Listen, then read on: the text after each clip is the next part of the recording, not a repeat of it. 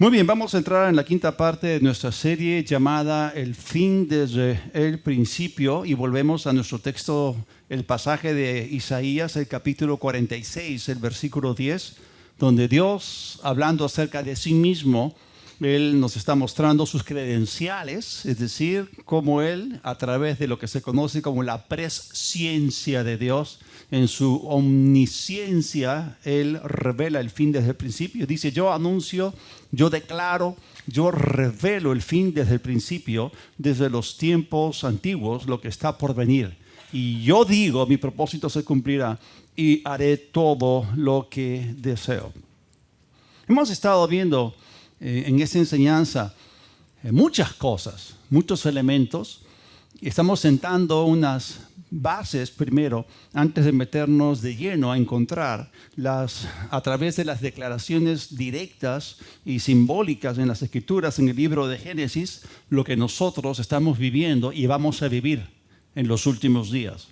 Así que todo ese tiempo lo he pasado enseñando ciertas cosas para que ustedes estén familiarizados bien con estos conceptos antes de que nos metamos de lleno para poder saltar desde Génesis hasta Apocalipsis. O sea que hoy día, para darles un elemento más de juicio, vamos a hablar acerca del sábado.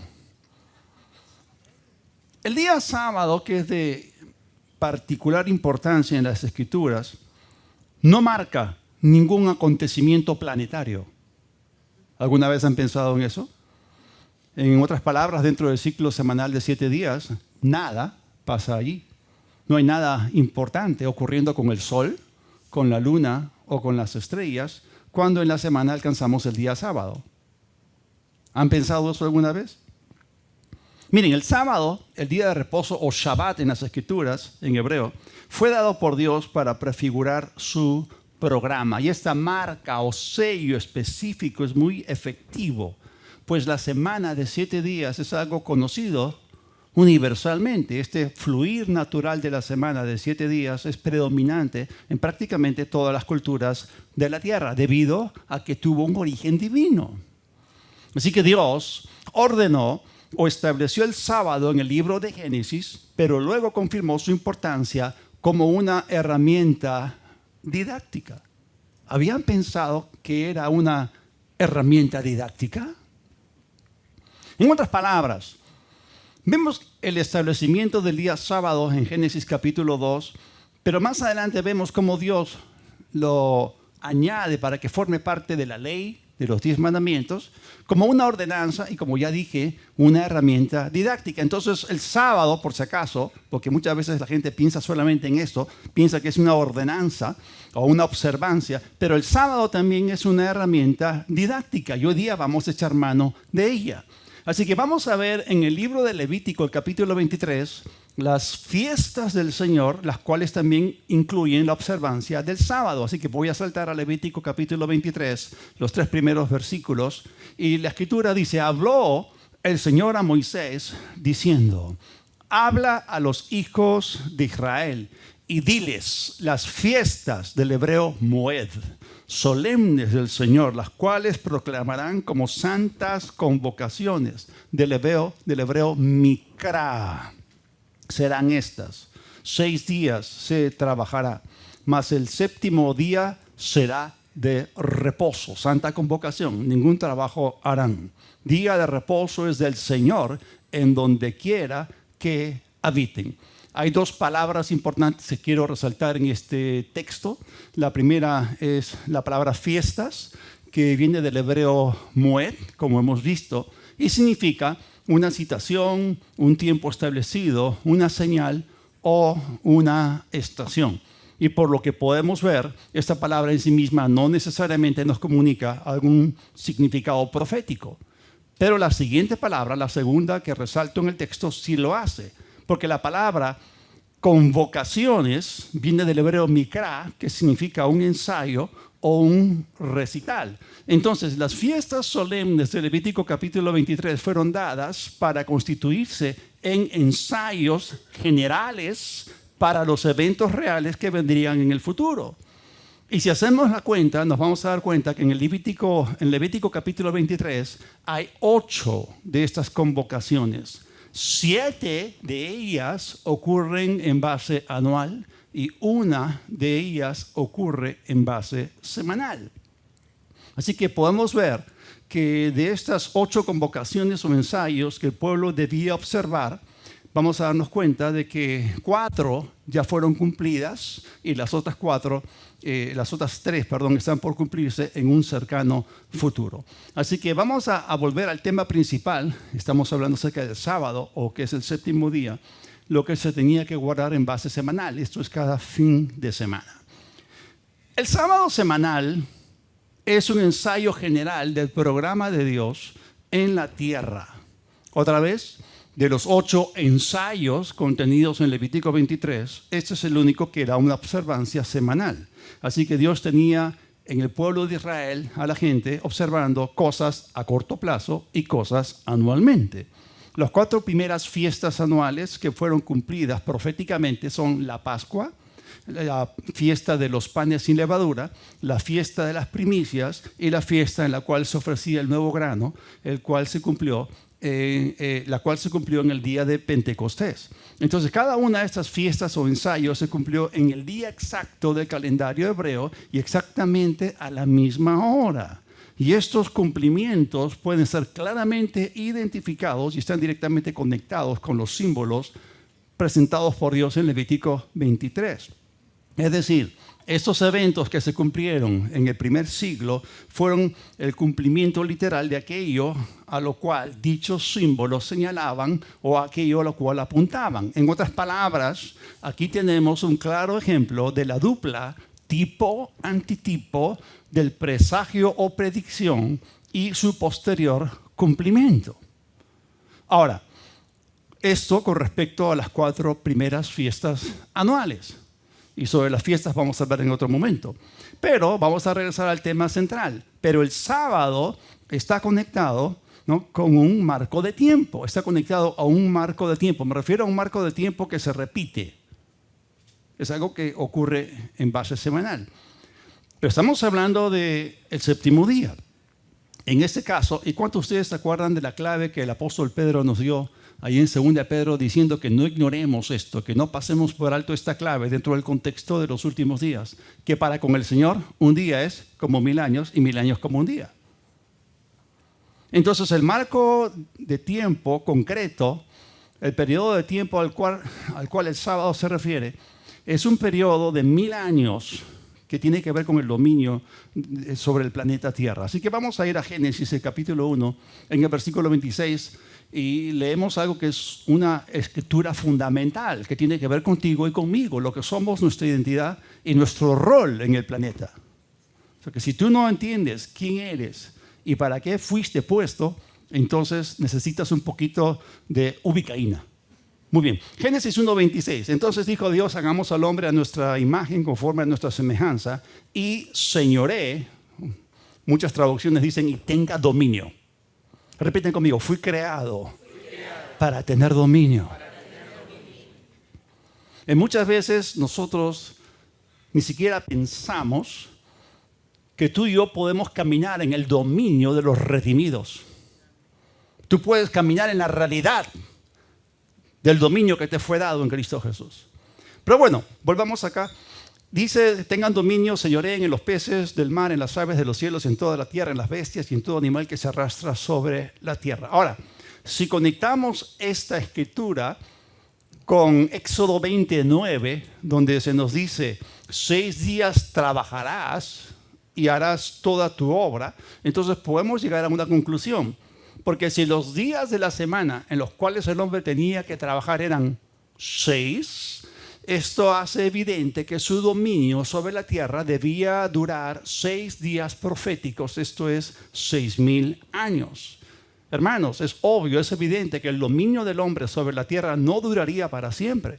Y mucho menos estando en su estado caído, en el cual vemos que la humanidad se encuentra en una actitud de rebeldía en contra de su Creador.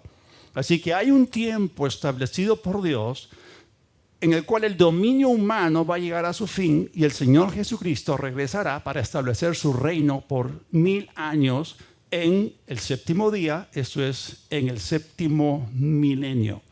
Y esto significa que al hombre le fue dada por Dios la habilidad para operar por cierto periodo específico de tiempo. Y el sábado, es un gran cuadro. Y todo esto nos da un cuadro de lo que se conoce como un arriendo o un contrato de arrendamiento. Y la Biblia nos dice en el Salmo 24:1, y esto es algo que mucha gente desconoce. El Salmo 24:1 nos habla de la propiedad de la tierra, le pertenece al Señor. Del Señor es la tierra y su plenitud, el mundo y los que en él habitan. Pero luego vemos que él está hablando de Dios como el creador y como el dueño. Y que llenó la tierra de toda clase de cosas buenas para nosotros, para que las disfrutemos. Pero luego vemos en la segunda escritura, el Salmo 115:16, que los cielos son los cielos del Señor y Él ha dado la tierra a los hijos de los hombres, ¿no? Está bien, entonces, ¿de quién es la tierra y su plenitud? Es de Dios. ¿Y a quién se la ha dado? ¿A Satanás y a sus demonios? No, 1000 veces no. Se la ha dado a los hombres. Ahora, tengo acá una pregunta. ¿Cómo se las dio? ¿Fue una donación? ¿Se la donó? No, se la arrendó. Se la dio en arrendamiento. Así que Dios nunca le dio a Adán la propiedad sobre la tierra, pero sí le dio la autoridad para operar aquí. Y eso se llama arriendo. Ahora, vamos a ver en las Escrituras, y quiero que ustedes sepan, ya hemos dicho anteriormente cómo es que Dios revela el tiempo del fin, tanto en el Antiguo Testamento como en el Nuevo Testamento, donde hay un elemento añadido porque hay más luz. Hemos hablado acerca de la palabra profética más segura expresada en el sentido literal, y también hemos hablado acerca de la tipología, los símbolos, sombras, tipos, eventos, personajes. Pero en el Nuevo Testamento hay un plus, hay algo extra. Dios también revela el fin a través de parábolas, según Mateo capítulo 13. Así que Marcos, el capítulo 12, versículos 1 y 2, hay una parábola súper interesante. Dice, entonces comenzó a hablarles en parábolas. Un hombre plantó una viña, la rodeó con una cerca, cavó un lagar, que es un estanque, y edificó una torre y la arrendó. Repiten conmigo, la arrendó. Sí, a unos labradores y se fue lejos. Y luego dice aquí a su debido tiempo, y aquí hay una palabra que es bien importante, que aparece en los pasajes escatológicos, es la palabra kairos, ¿no? A su debido tiempo habla de un momento específico, una estación, una sazón, habla acerca de un evento específico, en un momento específico del tiempo. A su debido tiempo envió un siervo a los labradores para recibir de los labradores una parte del fruto de la viña. Entonces, tenemos acá una parábola. Como ya les dije, también a través de parábolas el Señor nos revela los eventos del tiempo del fin. Y Jesús está hablando acerca de sí mismo en relación con el hombre. Hemos visto en Génesis capítulo 2, que es el capítulo en el cual Dios habla acerca del sábado. Allí también leemos, dentro de la misma página, que Dios plantó un huerto en Edén, al oriente, y puso allí al hombre que había formado. ¿Para qué? Para que lo labrara y lo guardase. Entonces, allí tenemos el arriendo de Dios sobre la tierra dado originalmente a Adán. Ahora, es interesante cómo esto, la gente mayormente lo ignora, pero los demonios están conscientes de este asunto. Es interesante notar que los demonios que Jesús tuvo que enfrentar más de una vez en su ministerio, ellos entendían que existía un periodo establecido que les permitiría llevar a cabo sus operaciones en la tierra y luego terminaría. En Mateo, el capítulo 8, los versículos 28 y 29, y Jesús, cuando llegó a la otra orilla, a la tierra de los Gadarenos, dice la Escritura que vinieron a su encuentro 2 endemoniados que salían de los sepulcros, feroces en gran manera, tanto que nadie podía pasar por aquel camino. Y clamaron diciendo, ¿qué tienes con nosotros, Jesús, Hijo de Dios? Y miren esta pregunta, miren esta frase. ¿Has venido acá para atormentarnos antes de tiempo? Otra vez la palabra kairos. En primer lugar, los demonios sabían quién era él. Lo reconocieron de inmediato, lo habían visto antes. Y lo que le están lanzando es una pregunta en modo o en tipo acusación. Y eso nos dice a nosotros que esos demonios sabían, hace 2000 años atrás, que su tiempo de tormento aún no había llegado. Y va a llegar, y está cercano.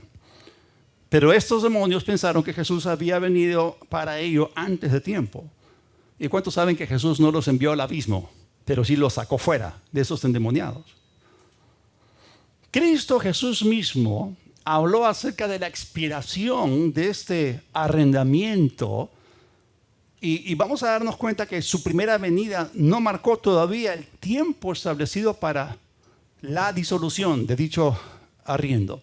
Lucas, otra vez, vamos a Lucas, el capítulo 19, los versículos 12 al 15, otra vez parábolas. Dijo, pues, cierto hombre de noble estirpe partió a un país lejano para recibir un reino y volver.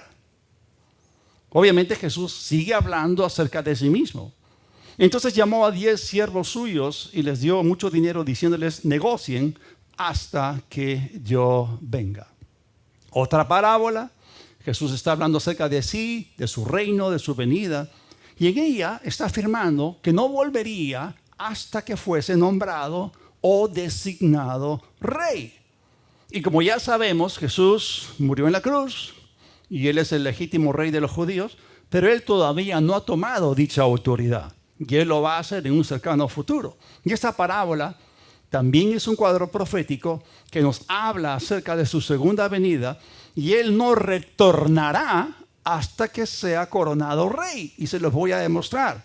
Y esto nos da a nosotros otra pieza importante que nos habla acerca de su programa profético. Sigamos leyendo. En el versículo 14 dice, pero sus ciudadanos lo aborrecían. Escúcheme bien, cuando Jesús venga por segunda vez, va a encontrar resistencia. Dice, y enviaron tras él una embajada diciendo, no queremos que este reine sobre nosotros. Esa es la actitud de rebeldía de la humanidad ante su creador. Aconteció que cuando él volvió, ¿cuándo? Después de haber tomado el reino, mandó llamar ante sí a aquellos siervos a los cuales había dado el dinero para saber lo que habían negociado. Entonces, aunque hubo gente que lo aborreció, esto no lo detuvo de volver. Y es cierto, hay muchísima gente en la tierra que no quieren que Jesús vuelva y establezca su reino milenial. Así que Jesús será coronado rey antes que vuelva. Y se los voy a mostrar. Miren lo que dice Apocalipsis acerca de la segunda venida. Apocalipsis capítulo 19, versículos 11 y 12. Entonces vi el cielo abierto.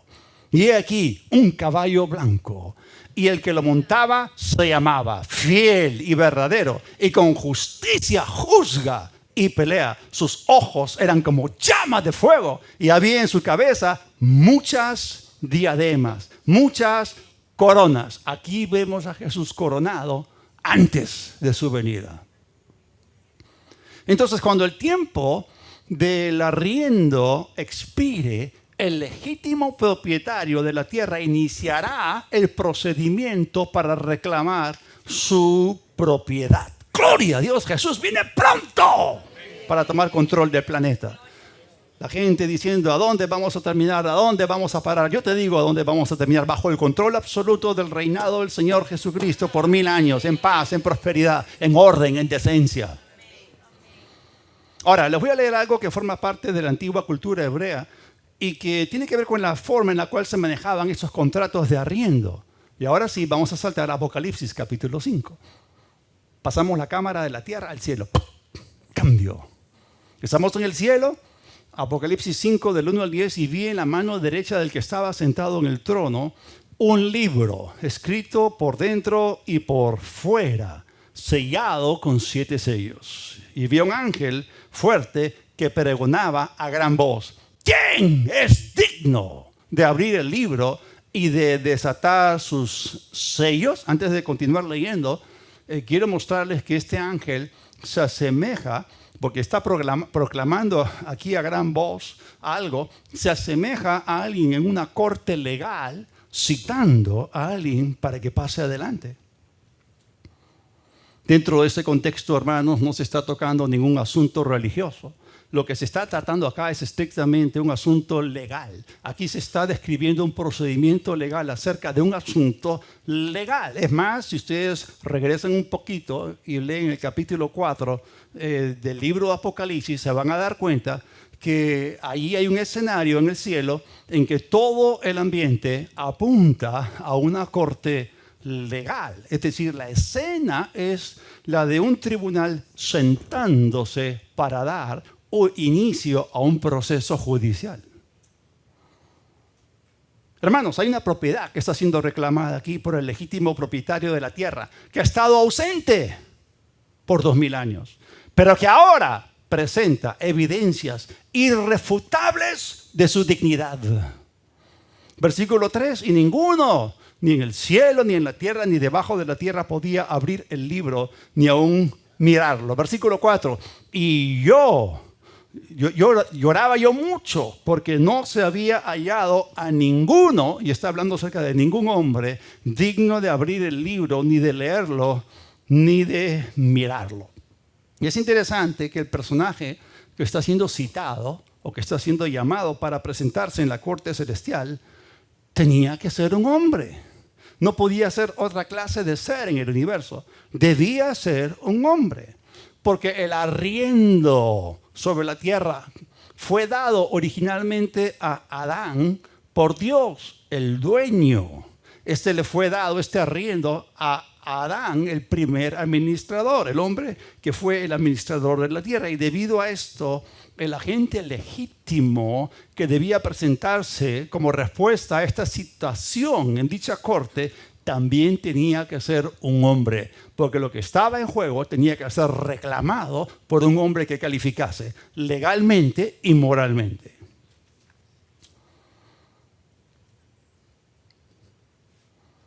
El único en todo el universo que calificaba era el Señor Jesucristo, el segundo Adán, y por supuesto que era Dios y era el heredero legal y era el dueño. No solamente Él es el dueño de la tierra, sino de todas las cosas. Él es el dueño de todo porque es Dios, pero como hijo, como hombre, es heredero. Versículo 5 dice, y uno de los ancianos me dijo, no llores. He aquí que el león de la tribu de Judá, la raíz de David, ha vencido para abrir el libro y desatar sus 7 sellos. Versículo 6, y miré y vi que en medio del trono y de los 4 seres vivientes y en medio de los ancianos estaba en pie un cordero como inmolado que tenía 7 cuernos. Los cuernos en la escritura representan poder, autoridad. Esto significa que Él es todopoderoso. Esto es una referencia a su omnipotencia. Y tenía 7 ojos. Estos 7 ojos implican que todo lo ve. Nada se le pasa por alto, nada se le escapa. Está hablando de su omnisciencia. Y acá dice que son los 7 espíritus de Dios enviados por toda la tierra. Y vino y tomó el libro de la mano derecha del que estaba sentado en el trono. Versículo 8, y cuando hubo tomado el libro, los 4 seres vivientes y los 24 ancianos se postraron delante del Cordero. Todos tenían arpas y copas de oro llenas de incienso, que son las oraciones de los santos. Versículo 9, y cantaban un nuevo cántico diciendo, digno eres de tomar el libro y de abrir sus sellos, porque tú fuiste inmolado o degollado, y con tu sangre nos has redimido para Dios de todo linaje y lengua y pueblo y nación, y nos has hecho para nuestro Dios reyes y sacerdotes, y reinaremos sobre la tierra. Entonces, su sufrimiento como hombre, seguido por su resurrección, todo esto lo hizo a él digno de tomar el libro. Ahora, todo esto gira en torno a un libro. ¿Qué contiene ese libro? Que en realidad es un rollo que estaba sellado con 7 sellos. Ese libro es el arriendo, es el contrato de arriendo sobre la tierra. Y él, como el heredero legal de la tierra, está tomando los pasos legales para recuperar lo que Adán recibió en el principio. ¿Y por qué digo recuperar? Porque lamentablemente Adán traspasó el arriendo a alguien más, a Satanás. Y que esos últimos días Dios va a tratar con él con firmeza.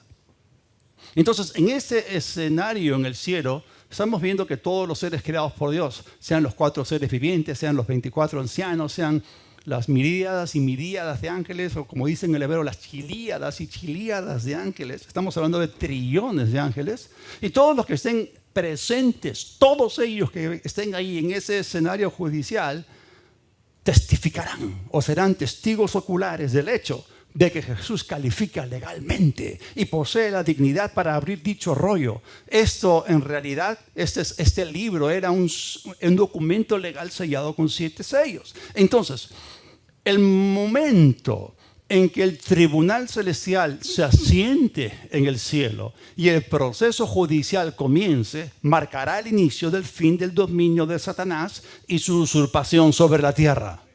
Hermanos, quiero que sepan que él es un usurpador, es un invasor, es un intruso y no tiene ningún lugar.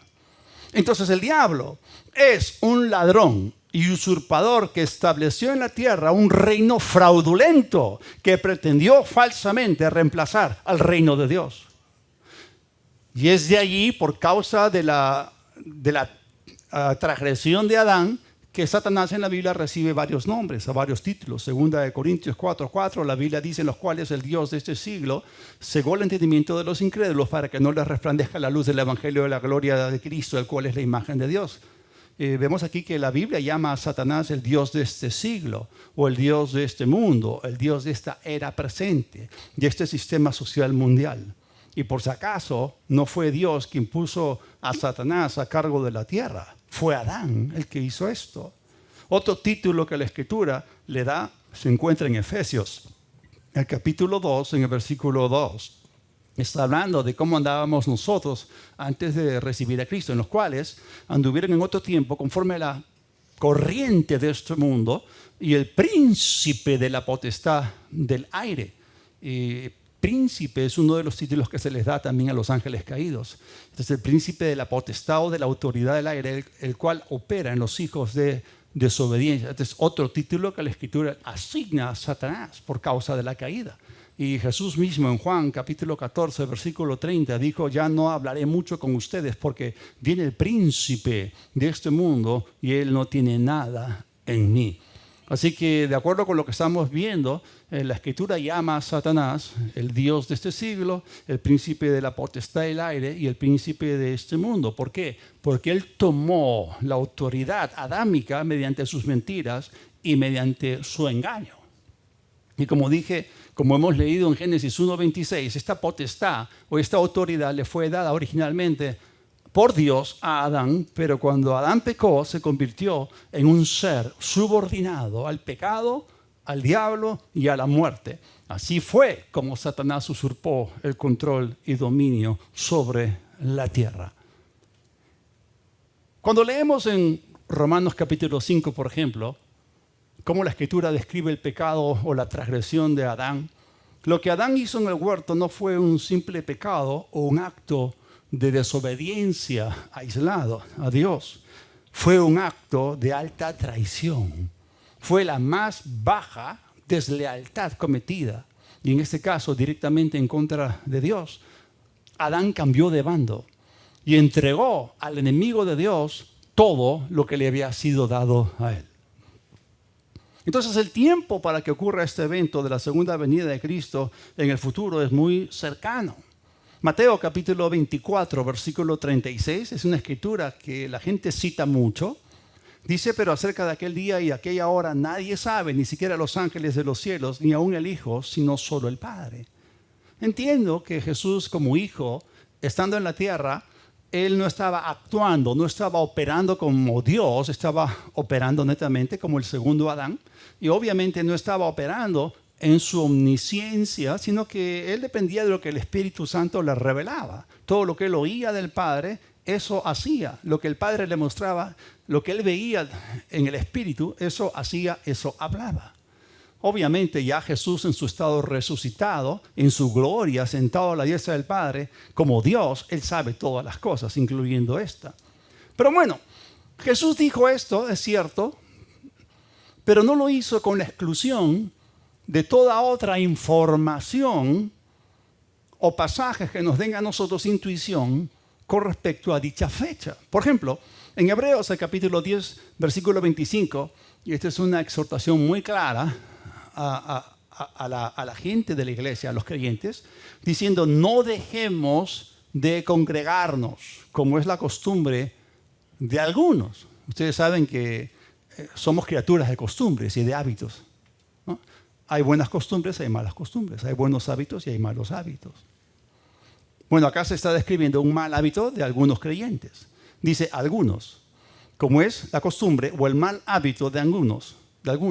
Sino, animémonos unos a otros y con más razón, ahora que vemos que aquel día se acerca. Obviamente, no está hablando acá de vista, está hablando de percepción, está hablando de un discernimiento. Solamente los que estamos en Cristo podemos ver, discernir, saber en el Espíritu que ese día se acerca. Ahora, ¿a qué día se está refiriendo? ¿Al año nuevo? No.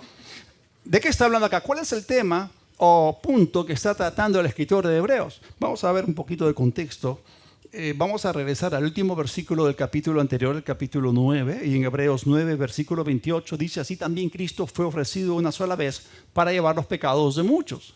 Está hablando de su primera venida. Y por segunda vez, sin relación con el pecado, será visto por los que le están aguardando para salvación. Entonces la Biblia no inventa cosas. Lo que no está escrito no existe, pero lo que está escrito eso existe. Y aquí vemos que el retorno del Señor ocurrirá en un día concreto, un tiempo específico, kairos. Sea el rapto, sea la segunda venida del Señor, nosotros no sabemos en qué día va a ocurrir, pero sí sabemos que aquel día se está acercando. Así que el arriendo dado originalmente a Adán de parte de Dios va a ser quitado de las manos de Satanás, que lo robó. Y Dios le va a poner punto final y término a ese asunto a su debido tiempo. Y hay una buena noticia, hermanos, porque sí estamos viviendo en los últimos de los últimos días y por eso no nos podemos dar el lujo de desconectarnos de Dios o de la iglesia local, sabiendo que aquel día se acerca, viendo que aquel día se acerca. Entonces, dicho contrato legal está a punto de expirar. Y Jesús, el Mesías, va a volver a la tierra y va a reinar por 1000 años. Y nosotros, como ya hemos visto en Apocalipsis 5, vamos a reinar juntamente con Él. Ese día se está acercando. Y es a ese día específico al cual apunta el sábado como una herramienta didáctica. Apunta al séptimo milenio. El hombre, como vimos, debía trabajar 6 días de 1000 años cada uno, pero el séptimo día está separado, está santificado, está apartado para el Señor, es decir, es el día del Señor. Y por eso Jesús volverá para reinar en el séptimo milenio. Entonces, Dios, que estableció la semana de 7 días y separó el séptimo día como un día santo apartado del Señor, lo hizo con una tremenda intencionalidad. Dios estableció el sábado o día de reposo o Shabbat allí en el 2º capítulo del Génesis para predecir o para presagiar lo que iba a ocurrir en el tiempo del fin, esto es, en el reino milenial del Señor. Otro nombre en particular que la Escritura le asigna a este periodo es el día del Señor. Porque ¿cuántos saben que el sábado es el día del Señor? Así que vamos a 1 Tesalonicenses, el capítulo 5, los 3 primeros versículos. Pablo le está escribiendo a una iglesia que él mismo fundó y que ayudó a crecer. Pero acerca de los tiempos, y aquí vemos otra palabrita griega diferente, cronos, es la raíz de la palabra cronología, cronómetro, cronograma. Está hablando acá de un periodo de tiempo. Con respecto a los periodos de tiempo y con respecto a las ocasiones o sazones, como dice en Hechos 1, kairos, no tienen necesidad, hermanos, de que yo les escriba. Porque ustedes saben perfectamente, y el término akribos o akribos, que también aparece en Efesios 5:15, que significa con precisión, es decir, ustedes saben perfectamente o conocen con precisión que el día del Señor vendrá así como ladrón en la noche, que cuando digan paz y seguridad, entonces vendrá sobre ellos, no sobre nosotros, destrucción repentina como los dolores a la mujer encinta y no escaparán. Y si ustedes leen al inicio de Mateo 24, Jesús mismo habló acerca de los dolores o el principio de dolores, y el término específico en griego se refiere a dolores de parto que conducirían hacia la llegada del día del Señor.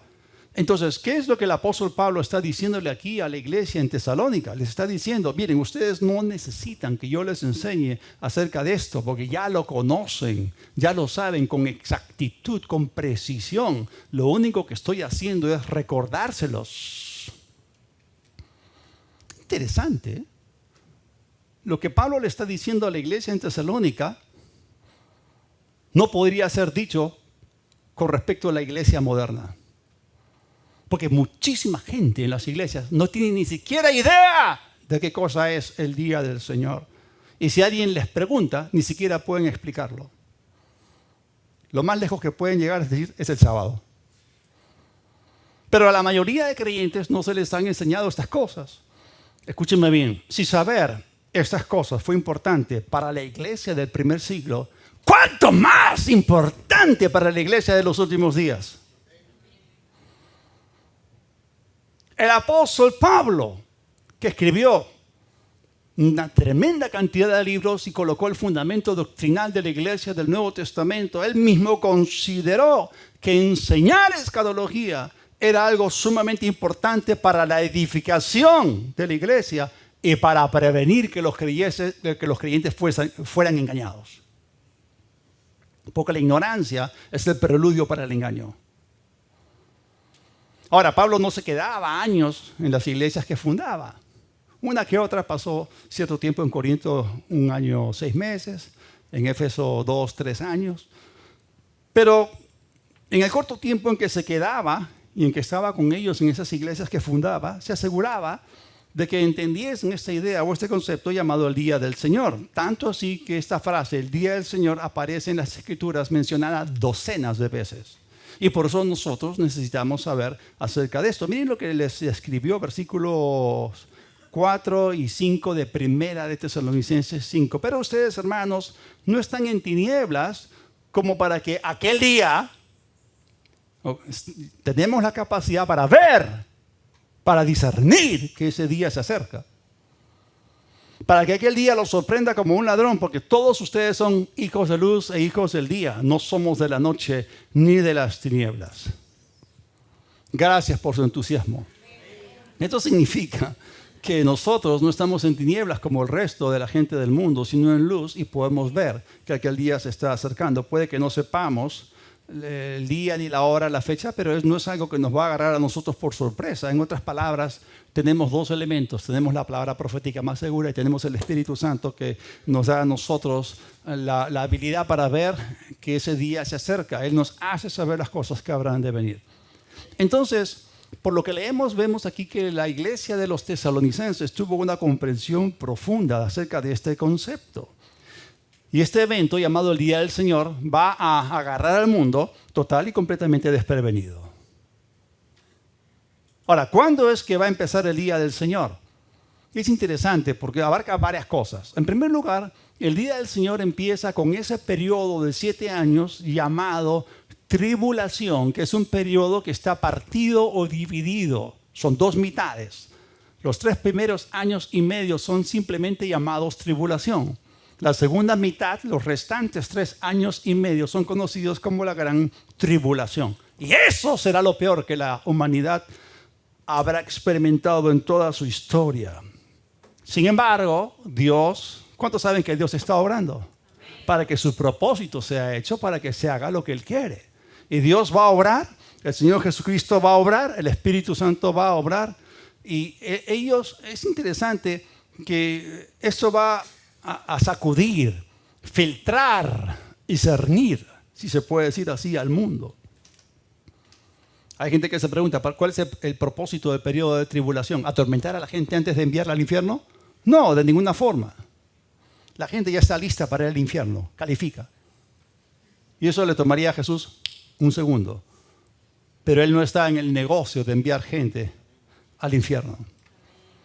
El propósito de la tribulación no es condenar gente. Jesús no vino para condenar, sino para salvar.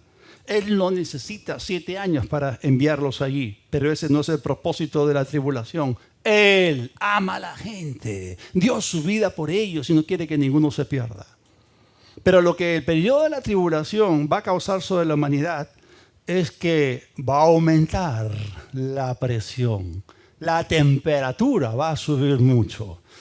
Y muchos de los juicios que vemos que van a ocurrir durante dicho periodo es simplemente Dios tomando un paso atrás y dejando que la gente coseche todas las cosas malas que ha hecho. Hay oraciones en los salmos que son oraciones imprecatorias, los salmos imprecatorios en los cuales los justos oran para que los malos sean castigados. Y la Biblia nos dice que nosotros no nos exasperemos cuando vemos que el impío florece, que prospera. Pero la Biblia dice que viene su día, que tarde o temprano el malo será castigado. Bueno, después que la iglesia se vaya, después que seamos arrebatados, entonces la gente va a empezar a experimentar los resultados de sus malas actitudes y decisiones. Y esto será solamente una parte de su justo juicio.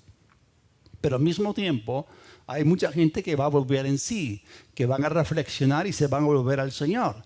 Y en aquellos días, hermanos, Dios va a tener un grupo de personas que van a predicar la palabra con tremendo poder, con tremenda osadía. Y va a haber multitudes siendo salvas. Ahora, la gente que sea salva durante el periodo de la tribulación no forman parte de la iglesia, porque la iglesia es arrebatada antes del inicio de los 7 años. La Biblia los llama a ellos los santos de la tribulación. Pero el día del Señor es, tal como dice la Escritura, espantoso y terrible. Ahora, en 2 de Tesalonicenses podemos leer cómo alguien envió una carta y mintió a la iglesia diciendo que el día del Señor ya había llegado. Y firmó Pablo, ¿no? Entonces Pablo aclara acá diciendo que lo que ellos estaban diciendo era falso.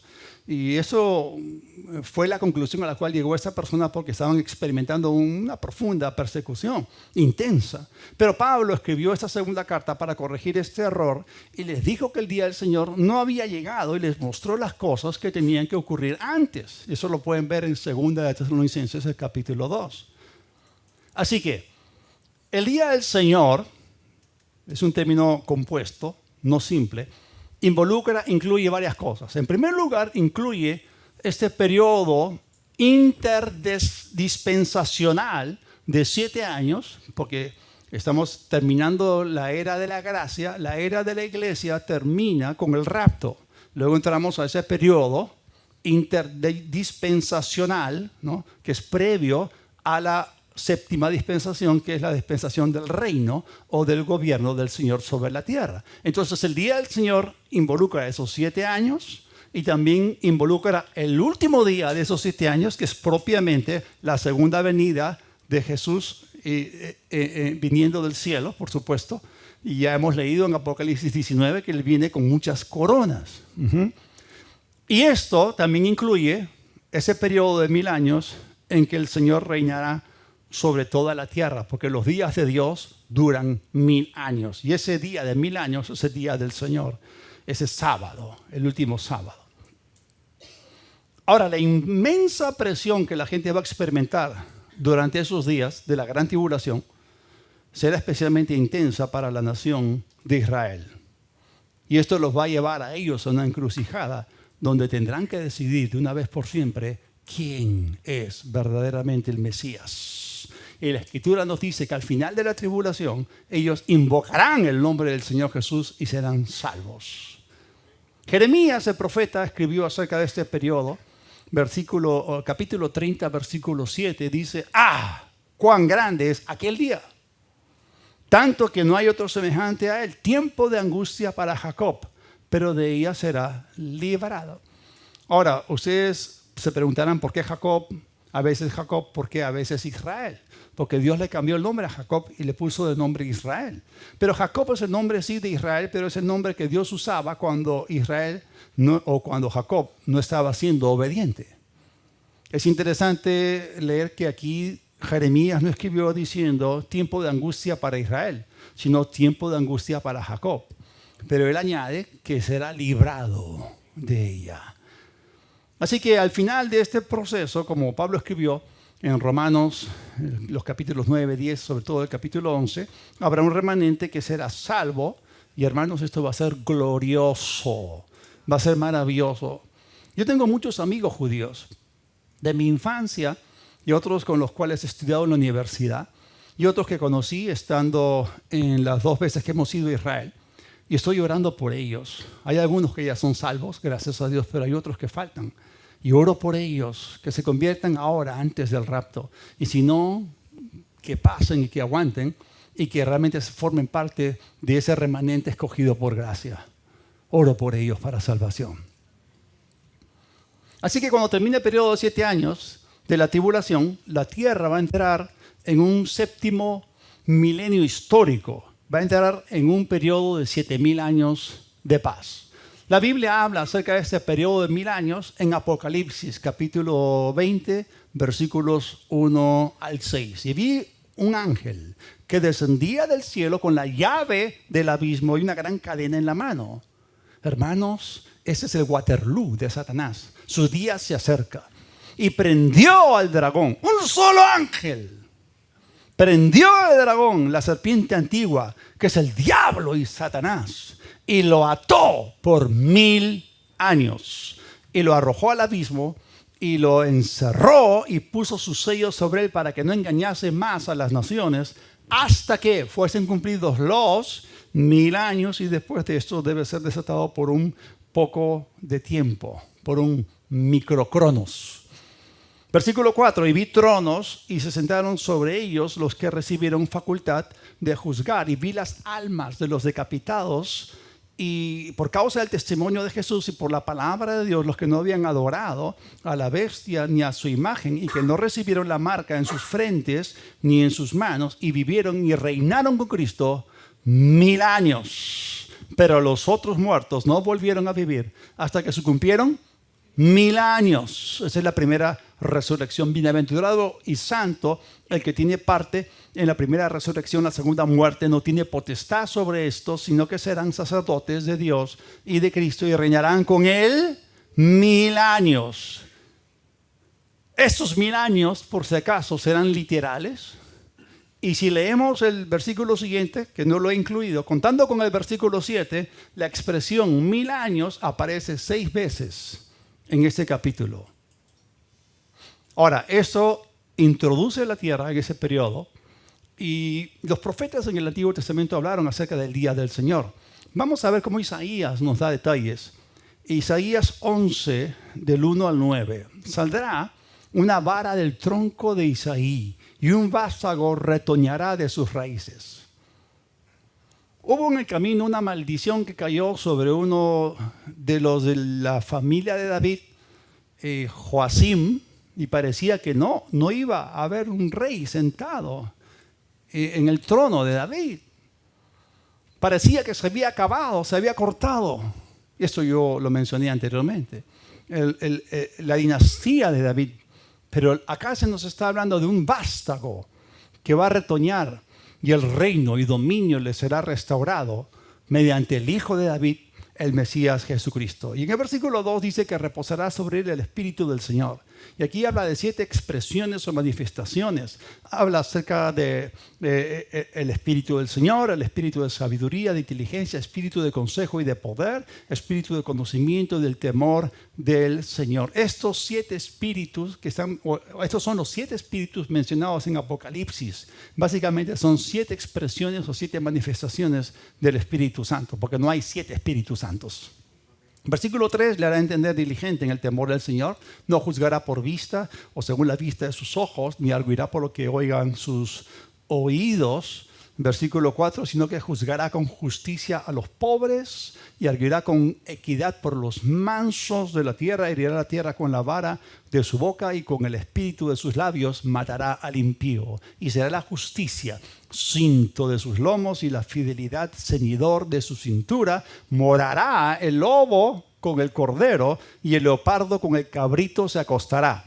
Y el becerro y el león y la bestia doméstica andarán juntos, y un niño los pastoreará. Versículo 7, la vaca y la osa pasarán, sus crías se echarán juntas, y el león como el buey comerá paja. Y el niño de pecho jugará sobre la cueva del áspid, que es una serpiente venenosa, y el recién destetado extenderá su mano sobre la caverna de la víbora. No harán mal ni dañarán en todo mi santo monte. La palabra monte en los pasajes proféticos se refiere a un reino, porque la tierra será llena de conocimiento del Señor como las aguas cubren el mar. Y vemos un eco de esto también en Isaías 65, versículo 25, cuando dice que el lobo y el cordero serán apacentados juntos y el león comerá paja como el buey y el polvo será el alimento de la serpiente. No afligirán ni harán mal en todo mi santo monte o reino, dijo el Señor. Entonces, todo esto describe las condiciones que regirán durante los 1000 años del reino mesiánico. La maldición será quitada de la tierra va a producir a montones, será un tiempo de paz universal y de justicia perfecta. Va a ser maravilloso. Y la Biblia dice, tus ojos mirarán al Rey de lejos, verás su hermosura. Imagínense a Jesús resplandeciendo, reinando, sentado en ese trono de gloria en Jerusalén. Entonces, como hemos estado diciendo desde el inicio de esta serie, Dios revela el fin desde el principio. Volviendo al tema de hoy, la enseñanza acerca del sábado o el día de reposo que aparece en Génesis 2:2, eso nos muestra que el día de reposo tenía que ser guardado al final de la semana. Y como ya hemos visto, y estoy resumiendo, el hombre, debido al arriendo, tendría 6 días o 6000 años de dominio sobre la tierra. Pero el séptimo día o el séptimo milenio fue separado para Dios, fue separado para el Señor. Por eso esa dispensación se conoce como la dispensación del reino o del gobierno divino, ya no el gobierno humano. Entonces, esta herramienta didáctica del sábado nos comunica a nosotros el programa profético del Mesías. Y vemos en las Escrituras cuadros proféticos acerca del futuro. Y esto, acuérdense que está la palabra profética más segura en el sentido literal, pero también está la tipología. Hemos hablado de declaraciones claras, literales, directas, pero también hemos hablado acerca de la tipología o los símbolos. Por ejemplo, Salomón es un tipo y sombra del Mesías. Su nombre hebreo, Shlomo, significa literalmente príncipe de paz, como Sar Shalom. Y él es un tipo y sombra del Mesías diferente que David, porque ¿cuántos saben que David fue un hombre de guerra? Y por eso Dios no le permitió a David construir el primer templo, había derramado mucha sangre. Y fue Salomón el que construyó el primer templo. Entonces, Dios no permitió que David lo construyese porque no fue el tipo o sombra perfecta de Cristo en este aspecto. Había matado mucha gente. Dios no quería un hombre de guerra como representante del Mesías que vendría para reinar 1000 años en paz. Pero fue aquí su hijo Salomón que llegó a ocupar el lugar para ser tipo y sombra de este aspecto del Mesías. Durante los 40 años del reinado de Salomón no se involucró en guerras. Fue un periodo de paz, de prosperidad. La extensión territorial de Israel creció muchísimo. Y lo interesante de Salomón es que su trono se encontraba en una plataforma que tenía 6 gradas abajo. Primera de Reyes 10, versículos 18 al 19. Hizo también el rey un gran trono de marfil, el cual cubrió de oro purísimo. 6 gradas tenía el trono y la parte alta era redonda por el respaldo y a uno y a otro lado tenía brazos cerca del asiento junto a los cuales estaban colocados 2 leones. Escúcheme bien, para que Salomón se sentase en su trono tenía que atravesar 6 peldaños o 6 gradas. El trono el séptimo. Jesús va a tomar su trono de gloria en Jerusalén después de 1, 2, 3, 4, 5, 6,000 7,000 años. Salomón es un tipo y sombra perfecto del Señor Jesús con respecto a esto. ¿Cuántos saben que Jesús asciende a su trono pronto? Otro cuadro profético, Mateo capítulo 17, versículos 1 al 3. Los números en la Escritura tienen un profundo significado y no están allí puestos de manera casual o aleatoria. Tienen una gran intencionalidad. ¿Cuántos? 6 días después, Jesús tomó a Pedro, a Jacobo y a Juan su hermano y los llevó aparte a un monte alto. Y se transfiguró delante de ellos y resplandeció su rostro como el sol, y sus vestidos se hicieron blancos como la luz. Y aquí les aparecieron Moisés y Elías hablando con él. Cuando uno comienza a conectar los puntos y arrastrar el asunto, ellos estaban en Mateo capítulo 16, cerca de Cesarea de Filipo, uno puede llegar a la conclusión de que este no era el monte que muchos piensan, sino este es el monte Hermón, porque estaban en esa zona. Esos 3 discípulos del Señor tuvieron una visión de cómo se vería Jesús en su reino milenial. Y noten ustedes que esto va a ocurrir, ¿cuándo? 6 días después, es decir, 6,000 años después. Este es un cuadro profético del 7º milenio. Otra cosa más que encontramos dentro de esta tipología es las bodas de Caná de Galilea. También es un cuadro profético, pues ¿cuántos saben que uno de los temas de los últimos días son las bodas del Cordero? Hay una secuencia aquí detrás de todo esto. Esto empieza en Juan capítulo 1, en el versículo 19, 29, 35, 43 y en Juan 2, 1. Este es el testimonio de Juan, cuando los judíos enviaron de Jerusalén sacerdotes y levitas para que le preguntasen, ¿tú quién eres? Versículo 29. El siguiente día, esto nos lleva al día 2, vio Juan a Jesús que venía a él y dijo, he aquí el Cordero de Dios que quita el pecado del mundo. Saltamos al versículo 35, el siguiente día, o sea, día 3. El día siguiente estaba otra vez Juan y 2 de sus discípulos. Eso nos lleva al versículo 43. El siguiente día, o sea, 4. El siguiente día quiso Jesús ir a Galilea y halló a Felipe y le dijo, sígueme. Vamos al capítulo 2, versículo 1. Al tercer día, o sea, 4 más 3, 7.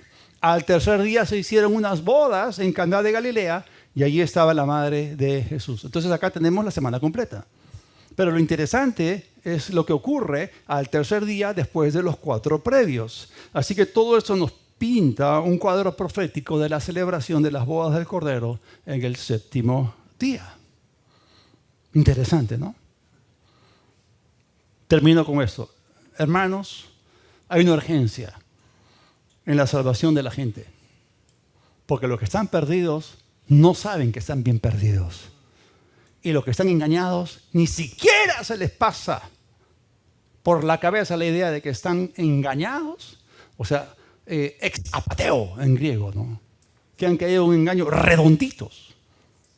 No en vano la Biblia llama a Satanás el padre de la mentira. Y en eso es bueno, en mentir, en cegar, en engañar. No lo saben. El engaño es muy profundo. Los 7 años de tribulación serán muy difíciles. Hay ira, está la ira de Dios, está la ira del Cordero, está la ira de las naciones, está la ira del dragón. Es tiempo de juicios, de plagas, de desastres. Todo esto va a azotar el mundo. Pero cuando termine este periodo de 7 años, vamos a entrar en una edad o era dorada, al glorioso tiempo en el cual el Señor Jesús va a reinar. Pero quiero que sepan, escúchenme bien, hermanos, la iglesia no necesita pasar por la gran tribulación para ser purificada, porque ya hemos sido purificados en la sangre del Cordero. Así como el mundo está listo para irse al infierno, nosotros estamos listos para irnos al cielo. Pero Dios es misericordioso y quiere que prediquemos el Evangelio hasta que el último gentil sea salvo, hasta que se complete el número de los gentiles o la plenitud de los gentiles. Y el Señor también le va a dar a la humanidad una oportunidad extra, ¿no? Para que puedan reflexionar y volverse al Señor. Lo triste es que cuando leemos Apocalipsis, después de las caídas de las plagas y todo eso, los hombres se endurecen, no quieren arrepentirse y siguen en sus hurtos, en sus fornicaciones, en su idolatría, adorando a los demonios, a las imágenes de oro, plata, que tienen boca pero no hablan, tienen ojos pero no ven y todo eso. Y van a ser bastante obstinados. Pero bueno, la iglesia va a ser sacada de este mundo, va a ser arrebatada antes que la tribulación empiece y vamos a estar con el Señor, ausentes del cuerpo, o presentes al Señor, pero con un cuerpo glorificado mucho mejor.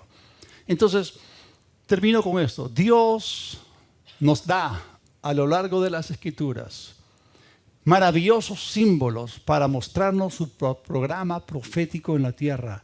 Y como hemos visto hoy, el sábado es uno de ellos. Es una herramienta didáctica. ¿Cuántos han aprendido acerca de ella? ¡Gloria sea al Dios que revela el fin desde el principio! Oremos. Padre, gracias.